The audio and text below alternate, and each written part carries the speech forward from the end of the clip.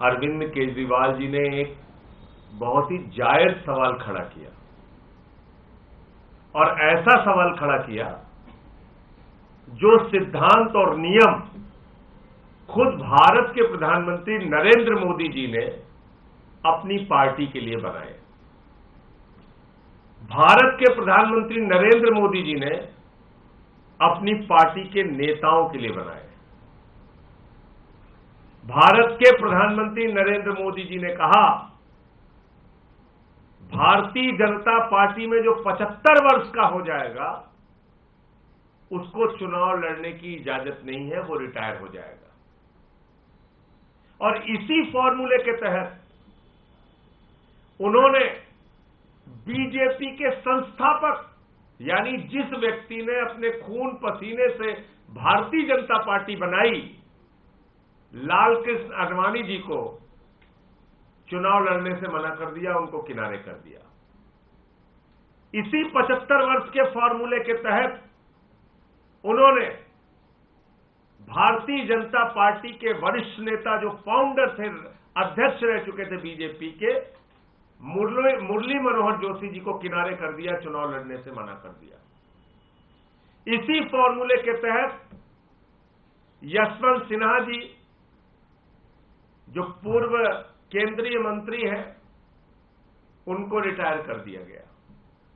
इसी फॉर्मूले के तहत लोकसभा की सम्माननीय अध्यक्ष रह चुकी सुमित्रा महाजन जी को किनारे कर दिया गया और बहुत सारे सांसदों का टिकट देश भर में काट दिया गया।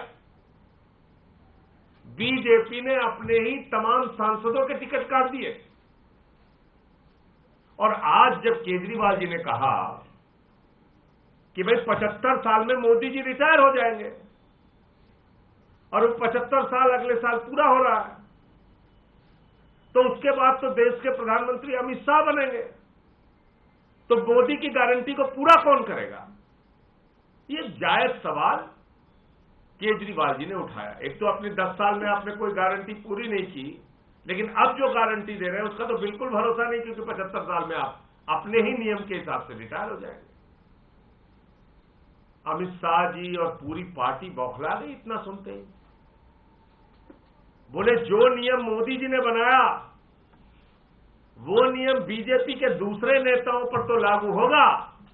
लालकृष्ण आडवाणी जी को निपटाने के लिए, मुरली मनोहर जोशी जी को निपटाने के लिए, सुमित्रा महाजन जी को उनकी राजनीति को खत्म करने के लिए और यशवंत सिन्हा जी को निपटाने के लिए उस पर तो लागू होगा, लेकिन नरेंद्र मोदी जी के ऊपर यह नियम लागू नहीं होगा। इसका मतलब आपके सिद्धांतों की, आपके विचारों की, आपके उसूलों की, आपकी बातों की कोई कीमत नहीं। इसका मतलब जो नियम आप बनाते हैं वो नियम आप अपने ऊपर ही लागू नहीं करते।